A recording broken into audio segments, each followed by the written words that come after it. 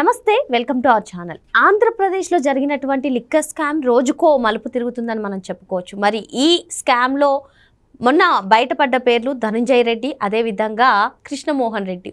మరి వీరిద్దరు కూడా సుప్రీంకోర్టును ఆశ్రయించగా సుప్రీంకోర్టు మీరు ఏదున్నా సరే హైకోర్టులోనే తేల్చుకోవాలి అని చెప్పి ఆదేశాలు ఇచ్చింది. అసలు ఏం జరుగుతుంది లిక్కర్ స్కామ్లో, ఇటువంటి అంశాలు కూడా తెలుసుకునే ప్రయత్నం చేద్దాం. దీన్ని పూర్తిగా విశ్లేషించడానికి మనతో పాటుగా ఉన్నారు సీనియర్ పొలిటికల్ అనలిస్ట్ కొత్త రవీంద్రబాబు గారు. నమస్తే సార్. నమస్తే సార్. లిక్కర్ స్కామ్లో ఇప్పటివరకు చాలామంది పేర్లు బయటపడ్డాయి, ఒక్కొక్కరికి విచారణ కూడా జరుగుతుంది. ఈ నేపథ్యంలోనే ఎవరైతే జగన్మోహన్ రెడ్డి పిఏగా, అదేవిధంగా ఓఎస్డీగా పనిచేసినటువంటి కృష్ణమోహన్ రెడ్డి కానివ్వండి, లేదు అంటే ఐఏఎస్ ఆఫీసర్ ధనంజయ రెడ్డి కానివ్వండి, వీళ్ళిద్దరూ కూడా సుప్రీంకోర్టును ఆశ్రయించారు. మరి సుప్రీంకోర్టు మొత్తానికి మీరు ఏదున్నా సరే హైకోర్టులోనే తేల్చుకోవాలని చెప్పి సమాధానం చెప్పింది. ఏంటి అసలు ఏం జరుగుతుంది ఈ లిక్కర్ స్కామ్లో? మొత్తానికి ఈ బిగ్ బాస్ ఎప్పుడు బయటకు వచ్చే ఛాన్స్ ఉందంటారు? ఆంధ్రప్రదేశ్ లిక్కర్ స్కామ్ భారీ లిక్కర్ స్కామ్గా చెప్పబడతా ఉంది. దీని మీద స్పెషల్ ఇన్వెస్టిగేషన్ టీం 5th ఫిబ్రవరిలో ఆంధ్రప్రదేశ్ గవర్నమెంట్ వాళ్ళు కాన్స్టిట్యూట్ చేశారు. సాయి రెడ్డి గారు మొదటిసారిగా ప్రెస్ ముఖంగా కర్త కర్మ క్రియ కసిరెడ్డి రాజశేఖర రెడ్డి అని పేరు భారీ ఎత్తున వెలుగులోకి తెచ్చాడు. అక్కడి నుంచి స్టార్ట్ అయింది, వేగవంతమైంది ఇన్వెస్టిగేషన్. కసిరెడ్డి రాజశేఖర రెడ్డిని పట్టుకున్నారు, అరెస్ట్ చేసి తీసుకొచ్చారు. ఆయన A1గా ఉన్నారు. నేను టోటల్ రిమాండ్ రిపోర్ట్ మొత్తం నేను స్టడీ చేశా. 16 పేజీలు రిమాండ్ రిపోర్టు. అందులో టోటల్ అక్యూజ్డ్గా చెప్పబడుతున్న వాళ్ళు 29 మంది లిస్ట్ ఉంది. ఒక 10 మంది వీళ్ళందరూ బయటకు వచ్చారు. తర్వాత డిస్టిలరీస్ షాపుల వాళ్ళు కొంతమంది ఉన్నారు, తర్వాత బంగారం షాపుల వాళ్ళు కొంతమంది ఉన్నారు. అంటే కిక్ బ్యాక్స్ బంగారం రూపంలో వెళ్ళి లంచం, ఇవన్నీ ఓవరాల్గా లిక్కర్ స్కామ్కి సంబంధించి. సరే, కసిరెడ్డి రాజశేఖర రెడ్డి మొదలు ఇన్వెస్టిగేషన్కి సహకరించలేదు, తెలియదు, గుర్తులేదు, మర్చిపోయా. యాజ్ పర్ ద ట్రైనింగ్ ప్రకారం అదే ఫాలో అయ్యాడు. 3వ రోజు విచారణకు వచ్చేసరికి ఆయన చెప్పక తప్పల అన్ని విషయాలు పూర్తి స్థాయిలో ఆయన డీటెయిల్డ్గా చెప్పడం జరిగింది. ఆ రిమాండ్ రిపోర్ట్లో ప్రస్తావించిన అంశాలు ఏంటంటే ఆశ్చర్యకరమైన అంశాలు. 3,200 కోట్ల లిక్కర్ స్కామ్ అని ఇప్పటివరకు ఎవరైతే అంటున్నారో అది కాదు, ఇది 1,00,000 కోట్ల 1,000 కోట్ల అని అనుమానం కలిగే విధంగా కసిరెడ్డి రాజశేఖర్ రెడ్డి ఒక్కడే ఆయన ఆస్తులు 2,300 కోట్లు అని తేల్చేశారు. అంటే ఆయన ఒక్కడే ఆ పెద్ద సంపాదన సంచులు అటు ఇటు మార్చే క్రమంలో కొద్దిగా లీక్ అయ్యి ఆయన తీసుకుంది జస్ట్ 2,300 కోట్లు. మరి లిక్కర్ స్కామ్ అసలు ఎన్ని వేల లక్షల కోట్లు అయి ఉంటే ఈయన తీసుకున్న 2,300 కోట్ల అక్రమ సంపాదన, దాన్ని మళ్ళీ RIT హాస్పిటల్ అని, గోల్డ్ షాప్స్ అని, రియల్ ఎస్టేట్ బిజినెస్, రకరకాల సినిమాలు అన్నిట్లో ఇన్వెస్ట్మెంట్ చేశారు. ఇది ఈయన ఆస్తి. మరి జగన్ రెడ్డి గారికి ఎంత పెద్ద ఎత్తున ముడుపులు అంది ఉంటాయి అనేది తేల్చాల్సిన విషయం ఒక పాయింట్. రెండో పాయింట్, కసిరెడ్డి రాజశేఖర రెడ్డి అరెస్టు తర్వాత చాణక్య కానీ, కసిరెడ్డి రాజశేఖర రెడ్డి పిఏగా చెప్పబడుతున్న దిలీప్ కానీ, ఇంకా రకరకాల కొత్త వ్యక్తులు కూడా ఇందులో ఇన్వెస్టిగేషన్లోకి దర్యాప్తులోకి తీసుకొని విచారణ చేశారు. చివరికి ఇప్పుడు ఈ కేసు ఇన్వెస్టిగేషన్ పరంపర ఎక్కడ దాకా వచ్చిందంటే, జగన్ రెడ్డి గారికి అప్పట్లో ఓఎస్డీగా పనిచేసిన కృష్ణమోహన్ రెడ్డి, భారతీ రెడ్డి గారికి ఆయన భారతీ సిమెంట్ ఫ్యాక్టరీలో హోల్ టైం డైరెక్టర్గా ఉన్నటువంటి తిరుపతి పేరు, లేదా అప్పట్లో సీఎం ఆఫీసులో సెక్రటరీగా ఉన్న IASగా చెప్పబడుతున్న ధనంజయ రెడ్డి, వీళ్ళ పేర్ల వరకు ఈ ఇన్వెస్టిగేషన్ పరంపర కొనసాగింది. మరి క్యాష్ ఇన్ని లక్షల కోట్లు అని చెప్పబడుతున్న ఈ క్యాష్ వీళ్ళు మాత్రం తినేశారా, వీళ్ళు ఇక్కడి నుంచి బిగ్ బాస్కి ఇచ్చారా అన్న విషయం ఇప్పుడు విచారణలో వెలుగులోకి వచ్చింది. ఏంటంటే బిగ్ బాస్ పేరు దాకా వచ్చింది.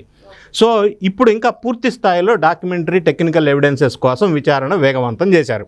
అయితే ధనంజయ రెడ్డి ఆ సీఎం ఆఫీసులో సెక్రటరీగా ఉన్న IAS, ఆయన ఒక్కసారి మనం చూసినట్టయితే ఆయన బేసిక్గా IAS కాదు, కన్ఫర్డ్ IAS.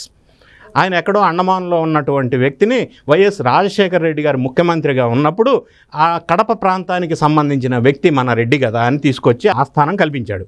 ఆ విధంగా వైఎస్ రాజశేఖర రెడ్డికి దగ్గరైన ధనంజయ రెడ్డి జగన్ రెడ్డి ఆఫీసులో సెక్రటరీగా పనిచేశారు, సీఎం ఆఫీసులో.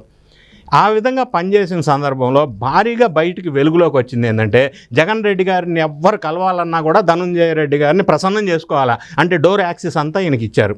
ఆయనతో పాటుగా ఇంకా కొంతమంది ఉన్నారు. విజయసాయి రెడ్డి భాషలో చెప్పాలంటే కోటరీ, సో ఆయన ఒకరు. రెండోది కృష్ణమోహన్ రెడ్డి ప్లస్ ఆయన సర్పంచ్గా జీవితాన్ని ప్రారంభించి జగన్ రెడ్డి గారి PI, తర్వాత OSD అయ్యారు. మూడో పేరు వినిపిస్తుంది ఈ భారతిరెడ్డి గారికి సంబంధించిన వ్యక్తి. వీళ్ళందరూ సుప్రీంకోర్టులో ముందస్తు బెయిల్ పిటిషన్ వేసుకున్నారు. సరే, యథావిధిగా సుప్రీంకోర్టు కూడా దాన్ని నిన్న లేటెస్ట్ న్యూస్ తిరస్కరించింది. APCID వాళ్ళకి పూర్తి స్థాయి స్వేచ్ఛనిచ్చారు. మీరు విచారణ చేసుకోండి అని. సో ఈ పరంపర ఇట్లా కొనసాగుతున్నప్పుడు లిక్కర్ స్కామ్లో జగన్ రెడ్డి గారు ఇరుక్కోవటానికి లేదా భారతిరెడ్డి గారు ఇరుక్కోవటానికి పూర్తి స్థాయిలో మనకు అవకాశాలు ఎక్కువగా కనిపిస్తూ ఉన్నాయి. సార్ లేటెస్ట్గా నిన్న కూడా ఈ ఆదాని డిస్టిలరీస్ ఏదైతే ఉందో దాన్ని స్థాపించడానికి సహాయం చేసింది జగన్మోహన్ రెడ్డే అని చెప్పి పలు వార్తలు అయితే వచ్చాయి. ఏంటి అసలు? ఇప్పుడు ఇది ఈరోజు వచ్చిన అంశం కాదు. విజయసాయిరెడ్డి గారు ఆయన ప్రెస్ మీట్లో చెప్పారు, ఆదాన్ డిస్టిలరీసు, లీలా డిస్టిలరీసు, డీకాట్ అనే సంస్థకి joint venture Kasireddy Rajasekhar Reddy, Mithun Reddy distilleries పెట్టుకోవడానికి, బిజినెస్ చేయడానికి విజయసాయిరెడ్డి గారు అరవిందో వాళ్ళ దగ్గర 100 కోట్లు అప్పు ఇప్పించాడు. అది ఇప్పించిన బిగ్ బాస్ అనే విషయం వెలుగులోకి వచ్చింది. ఇవన్నీ డిస్టిలరీస్ వాళ్ళు సొంతగా పెట్టుకున్నారు. సొంత డిస్టిలరీస్ నుంచి పిచ్చి మందు తయారు చేశారు. ప్రజల ఆరోగ్యంతో చెలగాటం ఆడారు. ఇందులో ఒక్క స్కాము, అక్రమ సంపాదనే కాకుండా ప్రజల ఆరోగ్యాలతో కూడా చెలగాటం ఆడిన ఒక కేసు ఇది. సో ఈ విధంగా చూసినప్పుడు విచారణ వేగవంతం అవుతున్నప్పుడు ఈ దిలీప్ అన్న అతను కసిరెడ్డి రాజశేఖర రెడ్డి పిఏ విదేశాలకు పారిపోతుంటే మళ్ళీ పట్టుకున్నారు. సో ఆయన కూడా క్లియర్గా ఇచ్చిన స్టేట్మెంట్ కానీ, వాసుదేవరెడ్డి జడ్జి గారు ముందు 164లో ఇచ్చిన స్టేట్మెంట్ కానీ, 1 2 3 4 5 7 అంచెల వ్యవస్థ ద్వారా పైసలు ఎక్కడికి తాడేపల్లి ప్యాలెస్ వెళ్ళి అనేది తెలియవచ్చింది. ఈ విషయాలన్నీ తెలియవచ్చింది.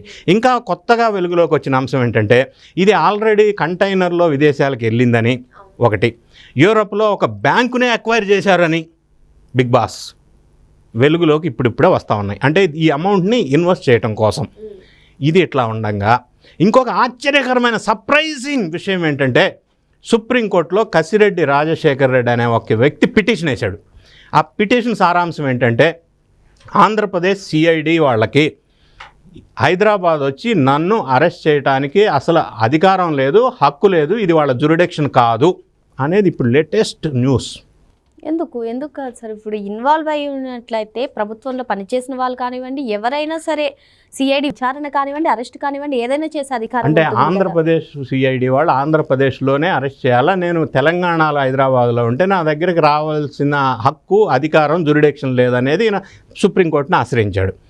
దీనికి మనం ఎగ్జాంపుల్ ఒకసారి చూసినట్టయితే రఘురామకృష్ణరాజును అరెస్ట్ చేయడానికి హైదరాబాద్ వచ్చి ఆంధ్రప్రదేశ్ పోలీసులు అరెస్ట్ చేశారు కదా, మరి అది అక్రమం అరెస్టా? దానికి అప్పుడు అవకాశం ఉన్నప్పుడు ఇప్పుడు ఈయనకి కూడా అరెస్ట్ చేసే అవకాశం ఉంటుంది కదా. 2, ఈ మధ్య కాలంలో పోసాని కృష్ణమురళిని హైదరాబాద్లోనే కదా అరెస్ట్ చేసింది. ఇవన్నిటికన్నా మెయిన్ ఇప్పుడు ఏదైతే పిఎస్ఆర్ ఆంజనేయులు గారు అరెస్ట్ అయి ఉన్నారో ఆ కేసు, ముంబై నటి జత్వానీని కూడా ముంబై వెళ్ళి అరెస్ట్ చేశారు. ఆమెని ముంబై వెళ్ళి అరెస్ట్ చేశారు. పిఎస్ఆర్ ఆంజనేయులు కూడా హైదరాబాద్ వచ్చి అరెస్ట్ చేశారు. సో హైదరాబాద్ వాళ్ళు ఏపీ పోలీసులు వచ్చి అరెస్ట్ చేయడానికి వీలు లేదు అన్న వాదన ఎవరు సలహా ఇచ్చారో తెలియదు, కానీ సుప్రీంకోర్టు వాళ్ళు ఈ నెల 13వ తారీఖు దాని హీరింగ్ పెట్టారు. ఇక్కడ నేనేమంటానంటే నాకున్న కొద్దిపాటి లీగల్ నాలెడ్జ్ ప్రకారం క్రిమినల్ ప్రొసీడింగ్స్ ప్రొసీజర్ 1973 సెక్షన్ 48 కానీ, సెక్షన్ 166A కానీ, సెక్షన్ 41 కానీ ఏం చెప్తుందంటే ఎవరైనా అక్యూజ్డ్ వేరే ఏ స్టేట్లో ఉన్నా కూడా వేరే స్టేట్కి సంబంధించిన పోలీసులు వచ్చి అరెస్ట్ చేయవచ్చు by following the due procedure. ఆ డ్యూ ప్రొసీజర్ ఏంటంటే ఆ స్టేట్కి సంబంధించిన లోకల్ పోలీస్ స్టేషన్ సహాయ సహకారం కోఆపరేషన్తో అరెస్ట్ చేయవచ్చును. ఫర్ ఎగ్జాంపుల్ ఇప్పుడు రఘురామకృష్ణరాజుని అప్పట్లో గచ్చిబౌలి పోలీసులు వాళ్ళకి చెప్పి అరెస్ట్ చేశారు. కాదంబరి జత్వాని అరెస్ట్ చేసినప్పుడు ముంబైలో ఆ పర్టికులర్ పోలీస్ జ్యూరిడిక్షన్లోనే వాళ్ళకి పీటీ వారెంట్ తీసుకొని అరెస్ట్ చేశారు. అంటే వాళ్ళకి అక్కడ ఇన్ఫర్మేషన్ ఇచ్చి కోఆర్డినేషన్ చేసి అరెస్ట్ చేశారు. ఈ ప్రొసీజర్ అంటారు. ఈ ప్రొసీజర్ ఫాలో అయ్యి అరెస్ట్ చేయవచ్చు. ఇప్పుడు రేపు సుప్రీంకోర్టు 13వ తారీఖు ఇవ్వబోయే జడ్జిమెంట్ ఇదే, నేను ముందుగానే చెప్తున్నా.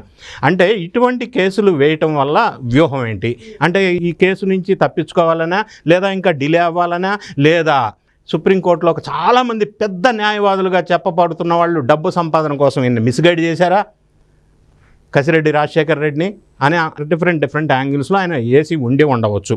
సో ఇవన్నీ అంశాలు ఇప్పుడిప్పుడే వెలుగులోకి వస్తూ ఉన్నాయి. వెలుగులోకి వచ్చినప్పుడు పూర్తి స్థాయి విచారణ జరుగుతున్నప్పుడు మనకి అసలు బిగ్ బాస్ ఎవరు అనే విషయం తొందరలోనే బయటకు వచ్చే అవకాశం స్పష్టంగా కనిపిస్తూ ఉంది. ఓకే సార్, మరి ఈ లిక్కర్ స్కామ్లో ఎవరైతే పెద్ద తలకాయలు ఉన్నారో వారి పేర్లు అతి త్వరలోనే బయటికి రావడం, అదేవిధంగా అరెస్ట్ అవ్వడం కూడా ఖాయమని చెప్పి సార్ చెప్తున్నారు. Thank you sir. Thank you.